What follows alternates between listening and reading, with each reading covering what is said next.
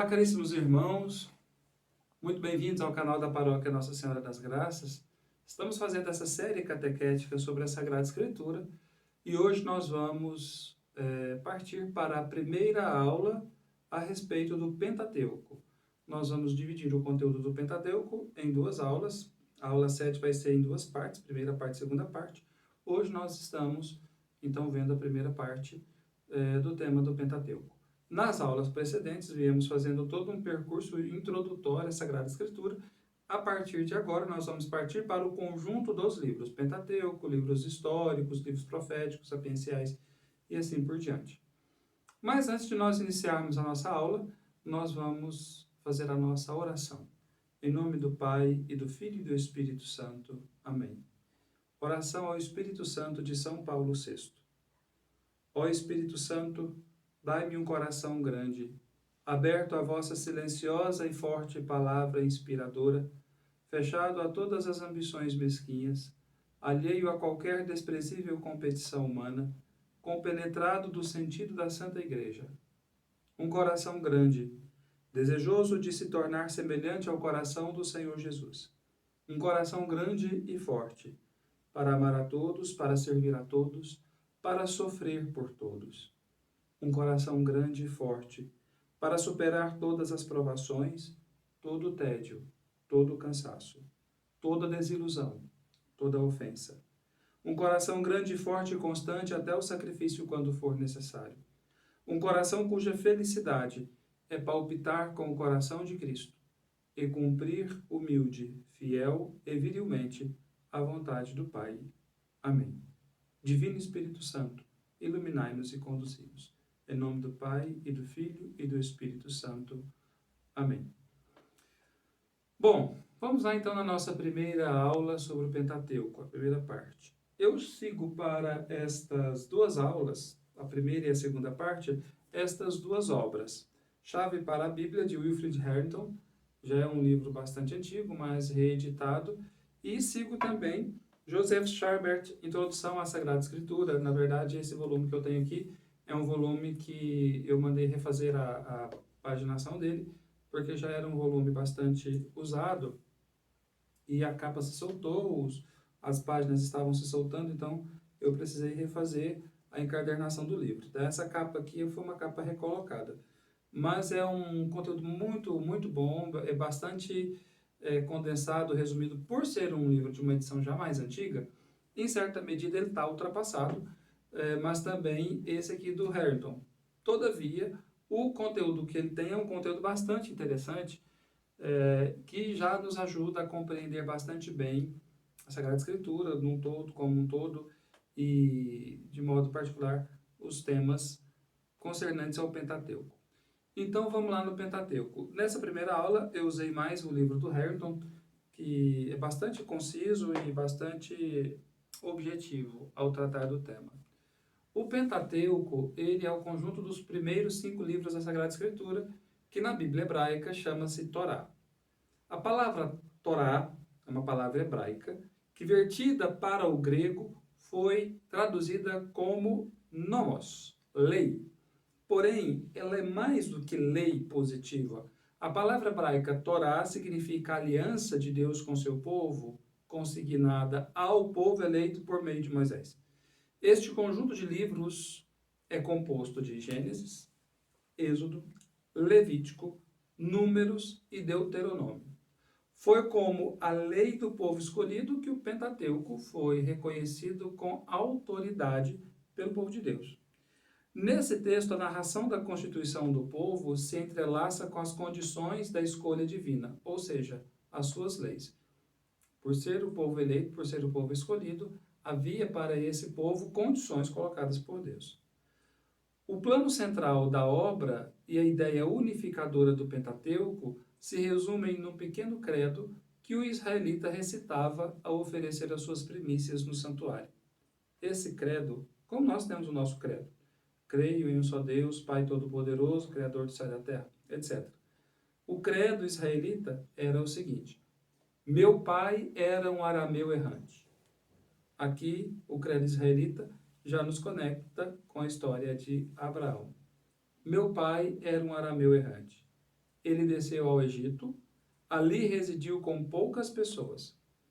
Depois, tornou-se uma nação grande, forte, numerosa. Os egípcios, porém, nos maltrataram e nos humilharam. Então, o credo já liga a Abraão, já liga a imigração do povo de Canaã para o Egito, no período da fome e da seca em Canaã. Depois, os anos de vida do Egito, que se liga ao período da escravidão do povo e a libertação de Moisés. Gritamos então ao Senhor, o Deus de nossos pais, e o Senhor ouviu nossa voz, viu nossa miséria, nosso sofrimento e nossa opressão. E o Senhor nos fez sair do Egito com mão forte e braço estendido, em meio a grande terror, com sinais e prodígios. E nos trouxe a este lugar, dando-nos esta terra, uma terra onde mana leite e mel. Esse credo, o resumo da história da constituição de Israel como povo, está no livro do Deuteronômio, capítulo 26, versículos 5 a 9, capítulo 6, 20 a 24, e no livro de Josué, capítulo 24, versículos 2 a 13. Distingue-se no Pentateuco pelo menos 4 camadas redacionais, que na aula anterior eu disse que para alguns exegetas são as camadas chamadas javista, eloísta, deuteronomista e código sacerdotal.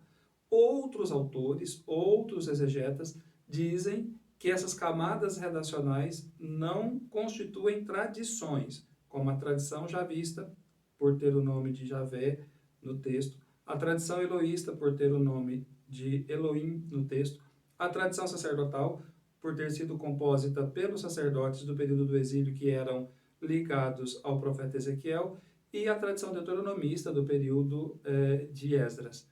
Então, alguns exegetas dizem que essas 4 camadas não compõem 4 tradições, mas, porém, são 4 camadas redacionais, ou são camadas redacionais, melhor dizendo, que podem ser observadas no texto do Pentateuco. O Pentateuco, como vocês também ouviram na aula passada, recebeu sua forma final dos 5 livros e tudo mais, no período do governador Esdras. Uma primeira tradição que constitui o Pentateuco é chamada de tradição javista, ou pelo menos os trechos do Pentateuco onde aparece o Senhor Deus intitulado como Javé, porque emprega Javé como nome de Deus.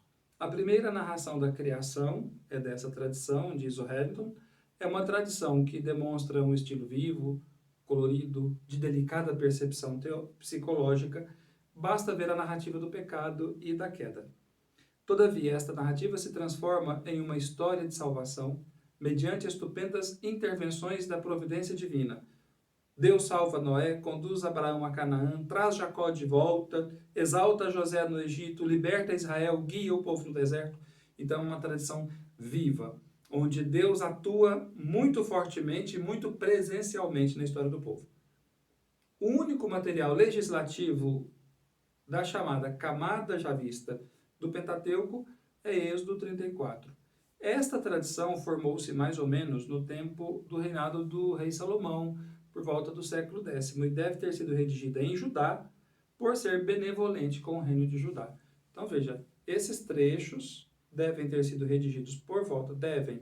Por que a gente sempre diz assim, devem? Podem ter sido. Provavelmente foram. Porque não há nenhum exegeta que bata ao martelo e diga peremptoriamente, olha, esse texto é do tal século, esse texto é do tal século, aquele outro texto é do tal século, este texto é de tal autor e aquele outro de outro autor. Sobretudo com relação aos textos do Antigo Testamento, porque formam como que uma colcha de retalhos, né? Foram depois, lá no tempo, no período de Esdras, no século VI a.C., foram reunidos e consignados no volume da Torá, mas que, porém, são tradições muito anteriores a Esdras, que depois foram reunidas, né, e chegaram até aquele período. A chamada tradição eloísta, ou os trechos do Pentateuco onde o Senhor é entendido e designado como Elohim. Segundo essa tradição, o nome do Senhor só foi pela primeira vez revelado a Moisés no Monte Sinai. Nesta tradição, Deus permanece um pouco mais distante, ele não intervém tão constantemente como nos textos da tradição javista. Ele fala por meio do fogo, da nuvem, da teofania. Ele age por intermédio dos anjos, então Deus não age diretamente, ele não influencia diretamente o destino do seu povo. Ele age por seus intermediários. A relação de Deus com o homem nessa tradição é mais cerimoniosa. Deus impõe uma certa distância. O código eloísta da aliança, Êxodo 21 a 23, é atribuído a essa tradição. Essa camada de texto, Êxodo 21 a 23, é atribuída a essa tradição. Um pouco mais tardia do que as camadas da chamada tradição javista, que se formou ao longo do reinado de Salomão. A tradição eloísta deve ter sido provavelmente escrita no Reino do Norte. Sua atenção centra-se nos santuários de Betel e Siquém, na história de Josué, Ruben e Efraim, que são as tribos do norte, e que na tradição eloísta aparecem em destaque. A chamada tradição sacerdotal, código sacerdotal ou Priester Codex, ocupa-se sobretudo da organização do culto, das regras e da legislação do culto e do santuário, dos sacrifícios, das festas, das pessoas e suas funções na liturgia. Toda a legislação do Êxodo, excetuando os códigos da aliança do Levítico e de Números, pertence à tradição sacerdotal. Foi a tradição sacerdotal que deu ao Pentateuco a forma definitiva. Sua origem está entre os sacerdotes do Templo de Jerusalém, que foram exilados para a Babilônia e que foram contemporâneos do profeta Ezequiel. A tradição deuteronomista, ou o historiador deuteronomista, é mais conhecido como historiador deuteronomista, ela se limita ao livro Deuteronômio, que é em grande parte uma recapitulação de toda a história precedente do povo, que parte do Horebe para a entrada na terra. A história é inspirada por uma ideia. Ela reflete o amor de Deus pelo povo escolhido, e a mesma doutrina e estilo presentes no Deuteronômio vão reaparecer depois em Josué, Juízes, Samuel e Reis, que com Deuteronômio formam como que um corpo literário homogêneo. Inclusive, houve quem quisesse incluir Deuteronômio nos livros históricos ou trazer os livros históricos, esses que eu acabei de citar, para o Pentateuco. Porém, obedeceu-se à formação original do Pentateuco. Esta tradição formou-se em Jerusalém a partir de costumes trazidos do norte por sacerdotes levitas que fugiram da Samaria após a queda de 722. Gênesis, Êxodo e Números, 3 livros do conjunto do Pentateuco, eles são uma amálgama das tradições javista, eloísta e do Código Sacerdotal. Podemos chamar com esse nome ou não. O fato é que são a confluência de várias camadas redacionais, assim como o Levítico e o Deuteronômio. O Levítico, ele pertence apenas à chamada tradição sacerdotal e o Deuteronômio é a história deuteronomística, a tradição deuteronomística. Fato é que, na história redacional do Pentateuco, esse material que veio perpassando ao longo dos séculos, o material redacional que foi perpassado ao longo dos séculos, chegou nas mãos de Esdras. Quer o chamemos de tradição sacerdotal, tradição eloísta, tradição javista, o código deuteronomístico. O fato é que esse material redacional chegou às mãos de Esdras, que deu o formato final ao livro, ao conjunto dos livros do Pentateuco. O Chabert, aqui no seu Introdução à Sagrada Escritura, diz uma coisa bastante interessante, que a base do Pentateuco é um compósito de leis do período de Moisés, compostas muito provavelmente por Moisés. Moisés compôs esse código inicial, digamos assim, esse código inicial de leis, esse conjunto inicial, esse núcleo inicial das leis para a formação do povo, depois o assentamento do povo na terra. Esse conjunto inicial de leis, que era guardado no santuário, diz o Chabert, depois foi acrescido, foi tomado, foi conhecido, esse conjunto se perdeu, né, em inúmeros momentos. Por exemplo, os santuários do Reino do Norte foram destruídos em 722, com a destruição da Samaria. O Templo de Jerusalém foi destruído em 587, com a invasão de Nabucodonosor. Em 622, o rei Josias encontrou o livro da lei no templo. Então, entre perdidos e achados, perdidos e encontrados, ao longo de todos esses séculos, do século X mais ou menos, décimo, 11, 10 a.C., até ali por volta do século VI, século V a.C., esses livros estavam sendo escritos. Então, todo esse período de composição de leis, de ritos, de festas, de liturgias, tendo como base um código originário, um núcleo originário de leis instituídas e estatuídas por Moisés, chegaram até a composição final do texto. Inclusive, no livro dos Juízes e no livro de Samuel, se diz que foram acrescentadas leis assim, assim, assim, porque eram as leis necessárias para aquele tempo. A mensagem do Pentateuco. O Pentateuco traça um histórico das relações do homem com Deus. Ele é o fundamento da religião judaica, é o seu livro sagrado por excelência, tanto que no norte, na Samaria, os únicos livros canônicos para o judaísmo são o Pentateuco. Lá não se aceitarão os demais livros que em Judá, a partir do século IV a.C., vão entrar no cânon bíblico. A unidade do Pentateuco se dá pela unidade entre promessa e escolha divina, aliança e lei que permeiam todo o texto. Desde Adão, desde a criação, já se tem uma lei positiva. Desse fruto não comerás, nele não tocarás, sob pena de morte. É uma lei positiva. Todavia, após a queda, Deus dá a certeza da salvação e de um futuro para o homem. O mesmo se dá após o dilúvio. Abraão é patriarca e escolhido por Deus para encarnar as promessas de Deus para o povo eleito. E isso faz a ligação entre a história primeva da criação, da queda dos primeiros homens, do dilúvio, com a história sucessiva da escolha e da eleição do povo. Na eleição de Abraão está incluída a eleição de Israel. Por isso, o Pentateuco pode ser lido como o rolo da aliança, o livro da aliança, mais que como o livro da lei. Aliança com Noé, aliança com Abraão, aliança com Moisés. Cada momento solene em que Deus celebra aliança com o seu povo é retratado com belas tintas pelos autores sagrados, dá a compreender que se trata de um ato de pura benevolência divina. Todavia, Deus exige, em troca, fidelidade. A lei que ele dá explicitará as exigências divinas e preparará o caminho para a execução das promessas. Estes temas continuam em todo o Antigo Testamento, evidentemente, porque o Pentateuco vai ser a base da vida e dos escritos que o sucederão. O Pentateuco fala da promessa, mas não do seu cumprimento. Lá na frente, os profetas falarão da vinda do Messias, prometerão a vinda daquele que restaurará Israel. Ele termina antes da entrada na terra, porém, ainda que seu texto avance pela epopeia de Josué, Caleb e os seus, ainda assim ele estaria incompleto, porque não alcança a plenitude da revelação em Cristo. A sua mensagem de salvação, de livre promessa e de livre escolha da parte de Deus, e da sublimidade da lei e da aliança, por outro lado, só se tornam plenamente compreensíveis em Cristo. Por isso, nos textos evangélicos da transfiguração do Senhor, aparece no Alto do Monte Moisés e Elias. Porque toda a lei, toda a aliança, todo o Pentateuco apontam para o seu cumprimento, que é Cristo. A teologia. Agora a gente vai entrar um pouquinho no texto. A teologia de Gênesis 1 a 11.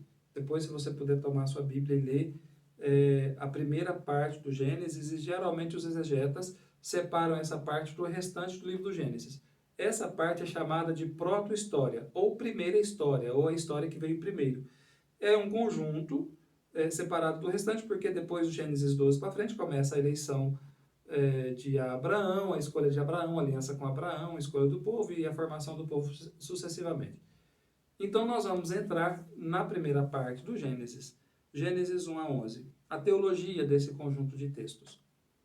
A narração primeira que nós vamos abordar é o primeiro relato da criação. Existem dois relatos da criação, Gênesis 1 a 2.4a e 2.4b seguintes. Então, o primeiro relato da criação, Gênesis 1 a 2.4a. Esse relato da criação é comumente chamado de relato sacerdotal. Comumente chamado. Tem exegetas que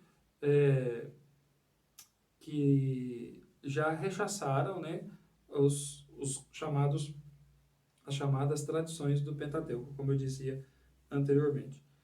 Ele deve ter sido escrito por volta do século VI a.C., no período do exílio. Sua intencionalidade não é científica, nem é fazer uma crônica, como se tivesse lá o redator, né, para dizer que Deus criou assim, que Deus disse assim, que Deus fez de outro modo. A intenção do autor sagrado inspirado por Deus é dizer que todas as coisas têm em Deus a sua origem e que esta origem é boa por princípio. Esta é a inspiração divina no texto. Todas as coisas têm em Deus a sua origem. E por ter em Deus a sua origem, por Deus ser bom, tudo o que Deus faz é bom. Então, ele vai repetir isso. E Deus viu que era bom. E Deus fez o sol, né, no final do primeiro dia. E Deus viu que era bom. Que o homem é a obra-prima deste grande trabalho da criação. E que ao abençoar o homem para que fosse fecundo, toda a obra criada recebe a bênção do seu Criador. A primeira narração da criação, arremata-se, termina com a observância do sábado. Aqui o interesse, afirma Wilfred Harrington, desloca-se para Israel e para o seu cumprimento do preceito do sábado. Esta instituição fundamental de Israel ganha profundidade e sentido quando é posta em contato direto com a obra criadora de Deus e ligada ao próprio Criador. Então a pergunta é, por que nós guardamos o sábado? Porque Deus lá na criação descansou no sétimo dia. Concluiu toda a obra da criação no sexto e no sétimo descansou, por isso nós também temos que descansar.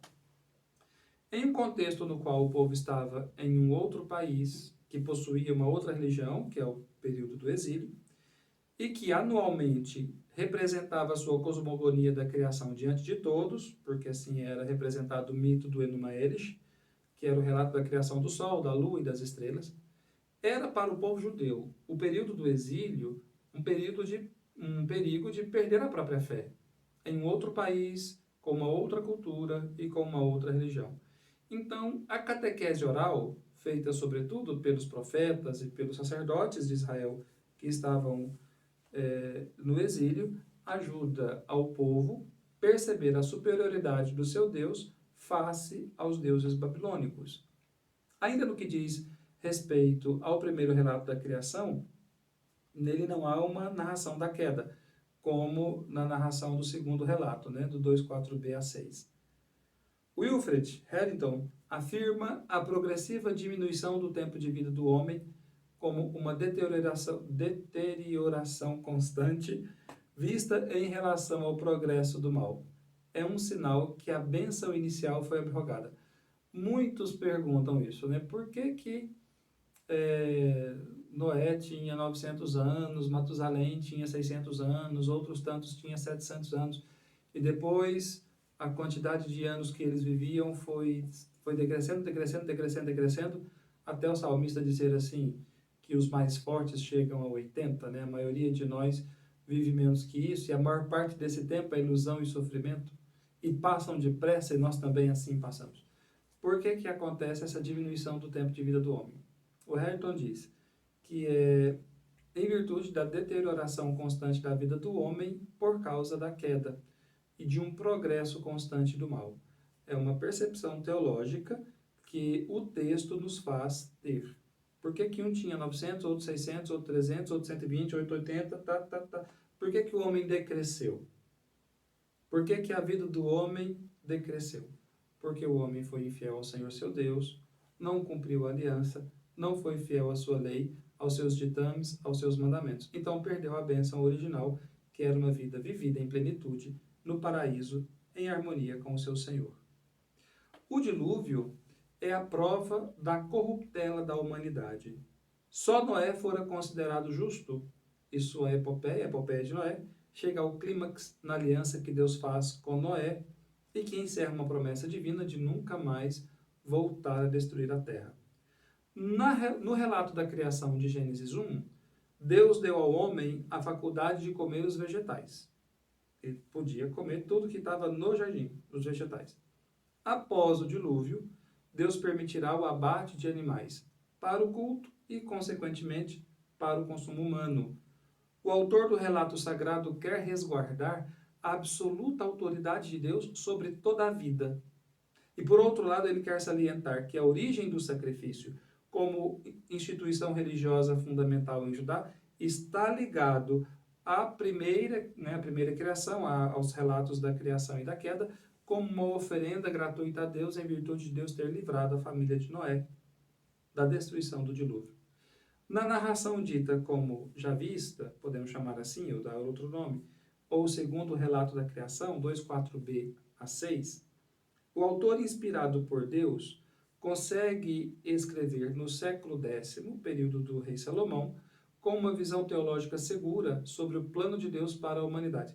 Então perceba, no século X o relato ele é mais longo, 2:4b a 6, no século VI, no exílio da Babilônia, é mais curtinho, 1:1 a 2:4a. O centro do segundo relato da criação é o homem. A criação ela é relatada com as cores da arte do tempo, a arte cerâmica. Deus modela o homem da argila, dá-lhe vida, insufla-lhe o nefesh, o hálito da vida. Mais uma vez, resguarda-se aqui, como no documento sacerdotal, a absoluta autoridade de Deus sobre a vida.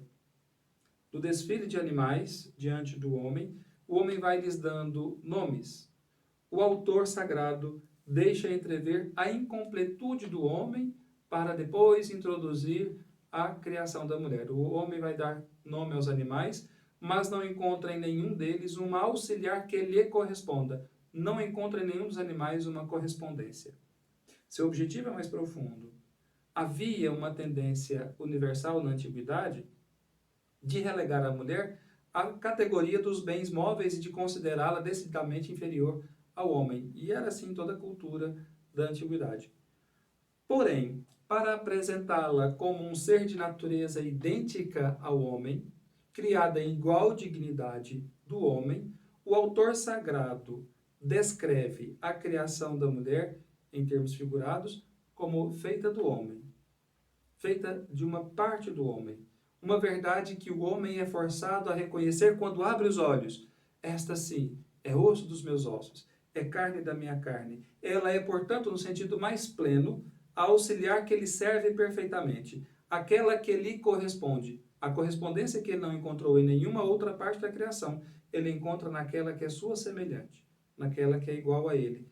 Sobretudo pela união com ela no casamento, o homem encontrará a complementaridade que não encontra em nenhuma outra parte da criação.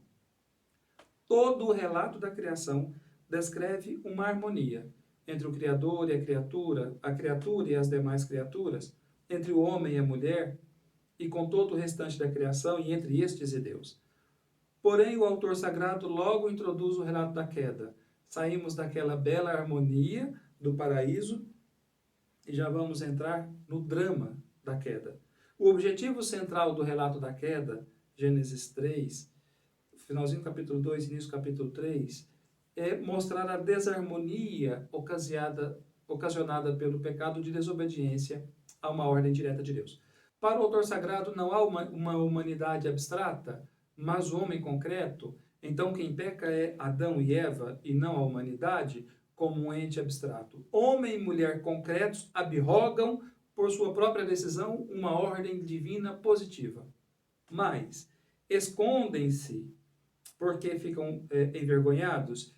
E no relato da queda podemos notar um traço psicológico constante. O desejo de eles serem absolutamente livres de qualquer determinação, lei ou instância moral superior. Inclusive, isso é dito expressamente no texto bíblico, na tentação, na fala do tentador, que eles poderiam ser senhores do bem e do mal. A mulher, que no propósito inicial de Deus, deveria ser a cooperadora do homem, aquela que lhe corresponderia, aquela que seria sua correspondente, deixa de ser uma correspondente e leva o homem ao pecado, torna-se sua algoz. O homem que deveria conduzir a mulher para o bem, pelo contrário, fraqueja e deixa-se ser conduzido para o mal. A inversão dos papéis também é uma consequência do pecado. Harrington diz que é óbvia a intenção do autor sagrado de que o leitor perceba o contraste entre o antes e o depois. A dominação do homem, a degradação da mulher, irão substituir a perfeita união no mútuo amor na qual eles haviam sido criados. Enquanto que a fecundidade é colocada em um contexto de sofrimento. A mulher sentirá as dores do parto. Os sofrimentos da mulher ao dar à luz equiparam-se aos sofrimentos do homem no seu trabalho. Finalmente eles serão banidos da presença de Deus e do paraíso, daquela felicidade primeva na qual eles foram criados. As relações humanas, depois da queda, se agravarão gradativamente, e a desarmonia das relações culminará no fratricídio de Caim sobre Abel. Ademais, o pecado, o autor sagrado mostra o cuidado de Deus para com esse homem infeliz por ter pecado. Promete-lhe a salvação, Gênesis 3,15. Colocarei inimizade entre ti e a mulher, entre a tua descendência e a descendência dela. Tu lhe ferirás o calcanhar, e esta, a descendência da mulher, te esmagará a cabeça. Deus providencia vestuário para o homem e a mulher nus e envergonhados de terem pecado. E por providência divina, ele não abandona o homem decaído e envergonhado de seu pecado. Pelo contrário, ele vem ao encontro do homem. Gênesis 12, Deus fazendo aliança com Abraão. Esta é a mensagem central desses primeiros capítulos do Gênesis. O pecado, nos capítulos seguintes, vai sofrer um escalonamento de gravidade. O fratricídio de Caim sobre Abel, no capítulo 4, mostra o horror do pecado em sua face mais terrível. O homem é capaz de pegar uma pedra e esmagar o crânio do seu semelhante. A desobediência a Deus acarreta o derramamento do sangue. Todavia, ainda que Caim seja assassino, a misericórdia de Deus o acompanha. Deus não abandona o homem decaído. É uma mensagem constante, mesmo no relato da queda, no livro do Gênesis. A primeira cidade dos homens, construída por Caim, o homicida, é marcada pela violência. No Cântico de Lameque, Gênesis 4, 24, esta violência é explícita. O pecado do homem cresce, a ponto de chegar ao ponto de Deus afirmar que o homem é mau e que é mau todo desígnio do coração humano. Gênesis 6, 5. E então, decidir fazer desaparecer o homem, os animais e tudo o que ele havia criado. Porém, o autor sagrado escreve ainda a misericórdia de Deus, mesmo na sua decisão de fazer perecer o homem que criara, resolve salvar Noé e sua família. No sentido exato, o dilúvio é o juízo final e, portanto, a vontade salvífica de Deus aí se manifesta de um modo ostensivo. Deus quer erradicar o mal. A arca era um sinal de que o Senhor tinha a intenção de salvar um remanescente e de não fazer perecer a humanidade inteira, e realizar um novo começo da história. O autor sagrado faz questão de deixar claro o mistério do contraste entre a cólera punidora de Deus e sua graça tolerante. Todavia, apesar do dilúvio, o texto sagrado mostra que o coração humano sempre retorna ao impulso do mal. Isto é mostrado na embriaguez de Noé, na polêmica com a agrícola Canaã e suas libações e desmandos sexuais. A maldição de Noé sobre Canaã é o que se chama de exegese de etiologia, ou seja, uma explicação de uma situação atual em um fato pretensamente acontecido no passado. A Sagrada Escritura, sobretudo o Antigo Testamento, está cheia de etiologias. Como que nós explicamos que hoje aqui ao redor do Mar Morto existem essas colunas de sal? Porque lá no passado, antigamente, a esposa de Ló olhou para trás quando estava fugindo da cidade e ela virou uma coluna de sal, porque era uma maldição de Deus.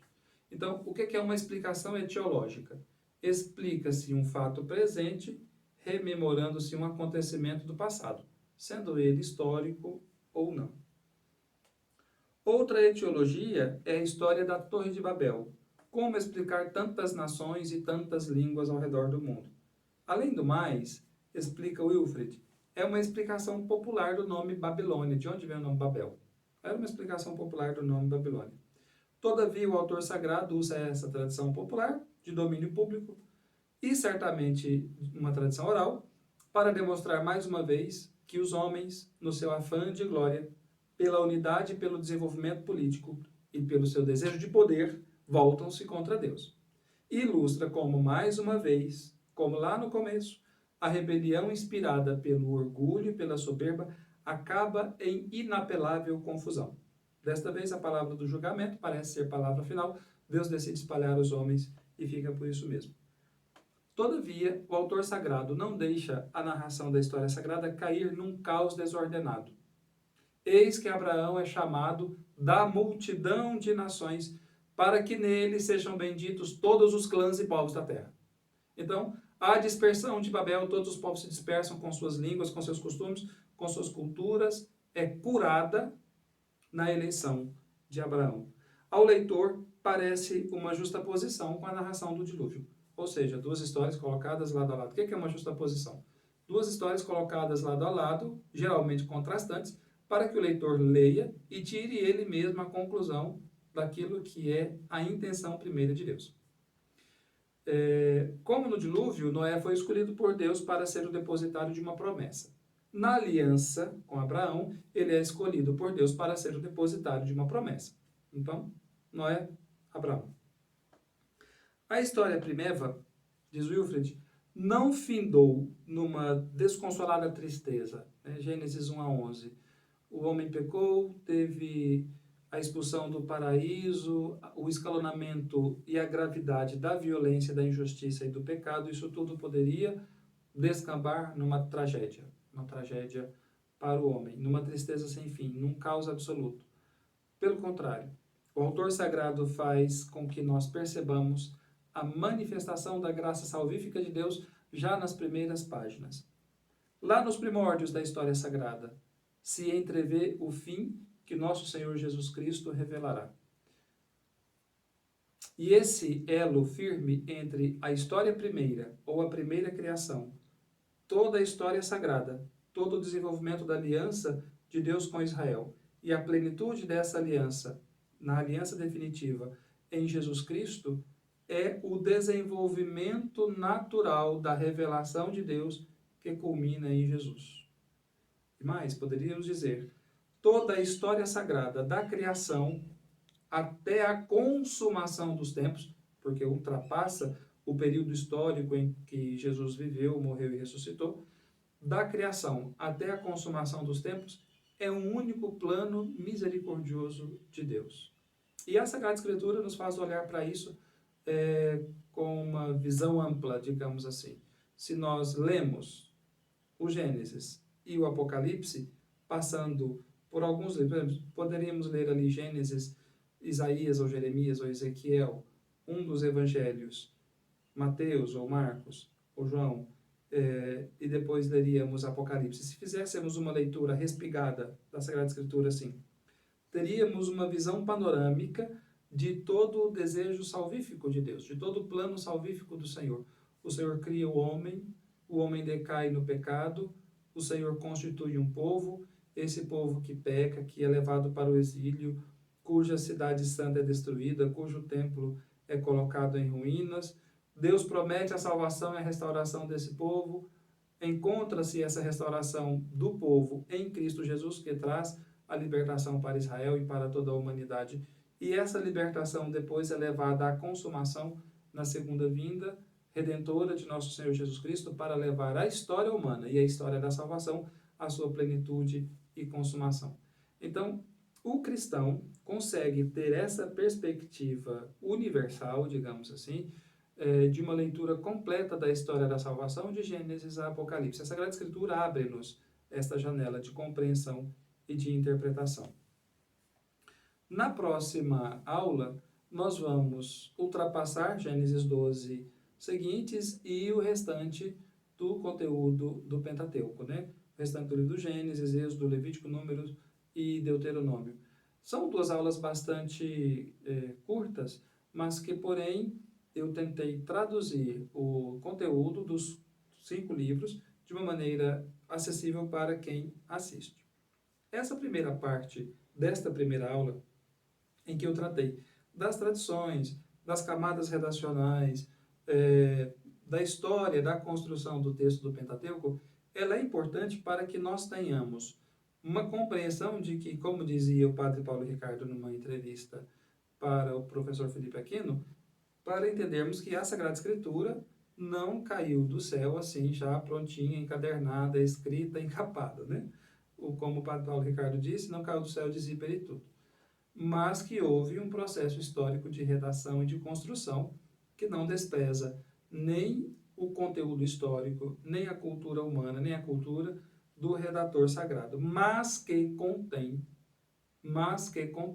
a revelação de Deus para toda a humanidade, a revelação do seu amor misericordioso para toda a humanidade. E é isso que nos importa encontrar no texto bíblico. Se você não sabe o que é javista, não sabe o que é eloísta, não sabe o que é tradição sacerdotal, nem tradição deuteronomística, não se preocupe com isso. Essa não é a parte mais importante do texto sagrado. A parte mais importante do texto sagrado é nós guardarmos no coração esta mensagem de salvação. O texto sagrado é exatamente isto, uma mensagem de salvação de Deus. Como Deus atuou em benefício do seu povo, como Deus atuou para salvar o seu povo e para libertar o seu povo. Espero que esse conteúdo tenha te ajudado, contribua na sua formação e na sua formação de fé, na sua caminhada de fé, na construção da nossa caminhada de igreja. Se esse conteúdo te foi importante, contribua com o nosso canal, deixe aqui o seu like, compartilhe com seus amigos, com seus irmãos de comunidade, de pastoral, de movimento, para que a gente possa levar também o conhecimento da palavra de Deus a quantos mais dela necessitam. Fiquem com Deus e com a minha bênção. Em nome do Pai, e do Filho, e do Espírito Santo. Amém.